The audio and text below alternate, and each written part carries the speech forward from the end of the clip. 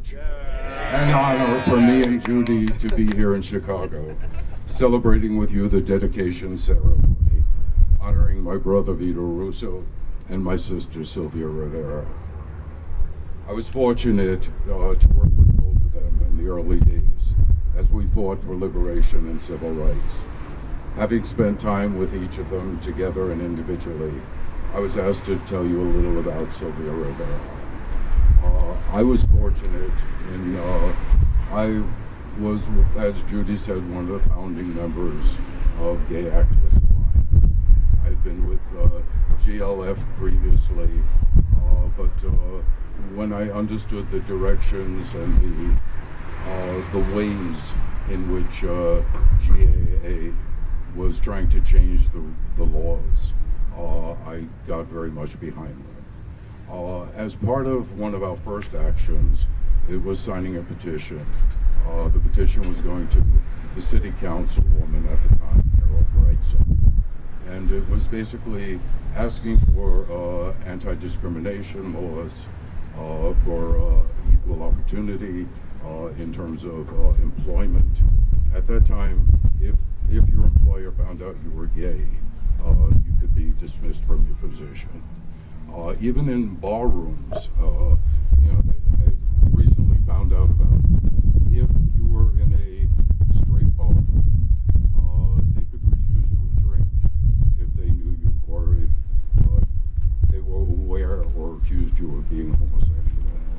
But anyhow, we were signing petitions, and most of the concentration was on the gay ghetto of the West Village, Greenwich Village, and we still didn't have enough signatures.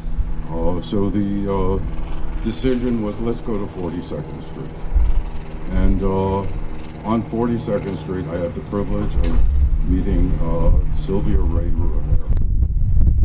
We talked, and I had seen Sylvia at some of the GLF functions, but she had not been to GAA. And I asked her to sign the petition, and she asked me what it was about. And she proceeded to get her friends to come and sign the petition as well. And I had talked to her about GAA and invited her, every Thursday we would have a meeting. Come on down, and we're working together to make changes. And she said, leave me a couple of copies of your petitions, and I'm going to, have people sign them. And then I'll bring them down next Thursday, and I'll probably come down with a couple of friends. Well, next Thursday came, and Sylvia came with her friends, but no petitions. And I was like, Sylvia, where's the petitions? And she said, well, I was arrested that night. I said, arrested?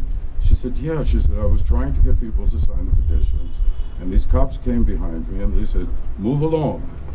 And I said, why? I'm just, I'm a citizen, I'm having a petition, I'd like signatures on this. And they said, if you don't move along, we're going to arrest you. She said, let me tell you about this petition, and maybe I can get you to sign it. That was her, that's the kind of person she was. And needless to say, the cops arrested her, brought her down, she spent the night in jail, she went before the judge the next morning. She was to return to court in 2 weeks. But here she was at the GAA meeting. And my reaction was, the only way we're going to get change is by sense of community. The true spirit of LGBTQ. It's unfortunately at that time, GAA was basically white, male, college-educated members. That was sort of the bulk.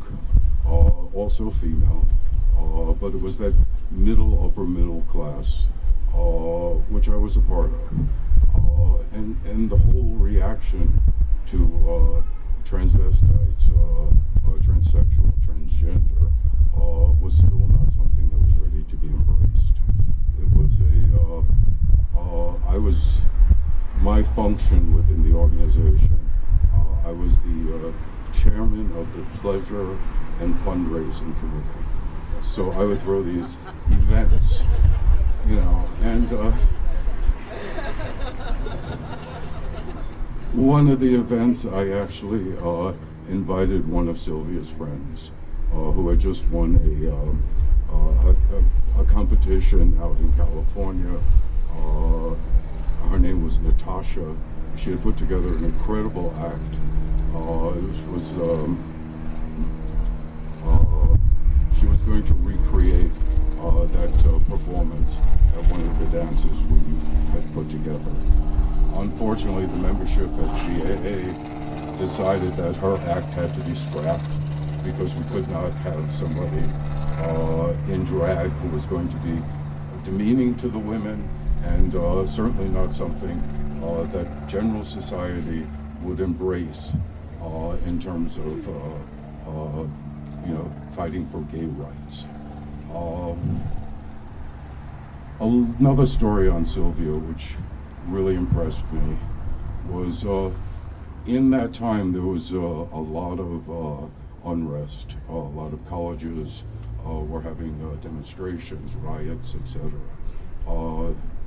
Weinstein Hall at NYU, they would house dances occasionally, and there was a commitment for a number of dancers, but finally the faculty said, no, we can't allow this, and there was a general sit-in, sleeping.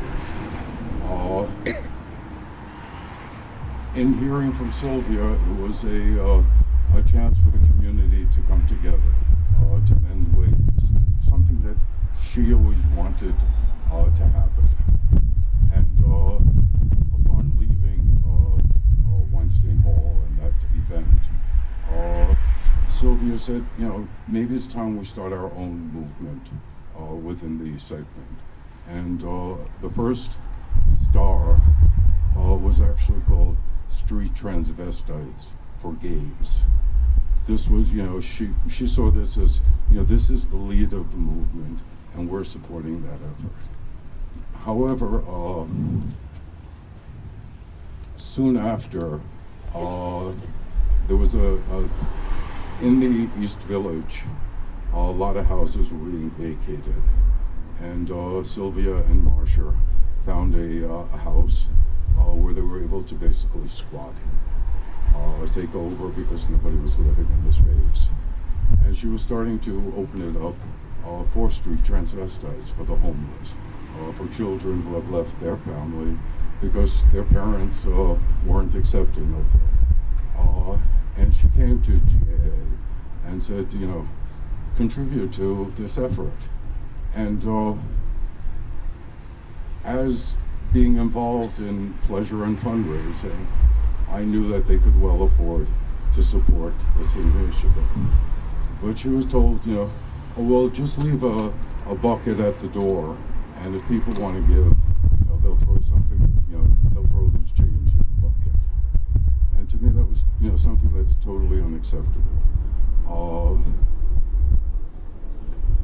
What she came away with, which really touched me, was, you know, we would sometimes say, you know, well, she was forced to the back of the bus. And what she said later on was, not even the back of the bus. I got to ride on the bumper of the bus. You know, that's how ostracized and pushed out of the community she felt. But she was a voice. She would always speak her mind. You know, another reason she didn't fit in with GAA was we used Robert's Rules of Order. And this was something like, you know, what? You know, if she had to speak, she was heard. I love her dearly. I miss her. I was deeply touched by knowing her, by knowing Vito as well. Both of them taught me a lot, pointed me in different directions, got me to open up as an individual. And I hope that, you know, their spirit will have the same effect on many generations to come. I thank you.